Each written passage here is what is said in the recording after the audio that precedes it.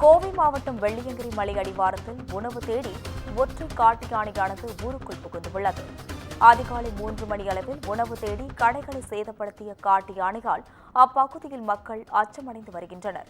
இதுகுறித்து கூடுதல் விவரங்களை வழங்குவதற்காக செய்தியாளர் ஞானசேகரன் இணைப்பில் உள்ளார். வணக்கம் ஞானசேகரன், இதுகுறித்த விவரங்களை பகிரலாம். வணக்கம் அஸ்வின். தென்கையாயம் என்று அழைக்கப்படும் வெள்ளியங்கிரி ஆண்டவர் கோவில் மேற்கு தொடர்ச்சி மலையை ஒட்டியுள்ளது.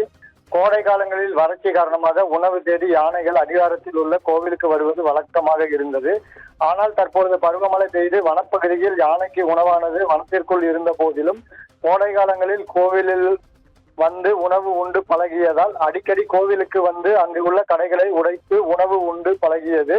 யானை வரும் போதெல்லாம் அங்கு உள்ளவர்கள் வனத்துறையினருக்கு தகவல் கொடுத்து வனத்துறையினருக்கு வந்து யானையை விரட்டுவது வழக்கமாக இருந்தது.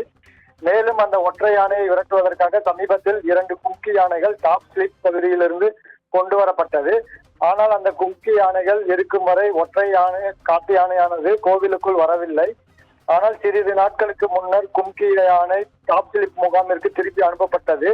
அதனைத் தொடர்ந்து அதிகாலை 3 மணி அளவில் கோவிலை அடிவாரத்தில் உணவு தேடி ஒற்றை காட்டு யானை மீண்டும் வந்தது. அங்குள்ள கடைகளை உடைத்து உணவு தேடி கடைகளை துவம்சம் செய்தது. மேலும் அருகில் உள்ள கோவில் அலுவலக கதவையும் கட்டி உள்ளது. இதனால் யானை தாக்கியதால் அந்த இரும்பு கதவானது வளைந்து சேதமடைந்துள்ளது. இந்த சம்பவத்தால் அங்குள்ள கடை வைத்து நடத்தும் மக்கள் சிறிது அச்சமடைந்துள்ளனர். மேலும் வனத்துறையினர் தங்களது ரோந்து பணிகளை அதிகப்படுத்த வேண்டும்.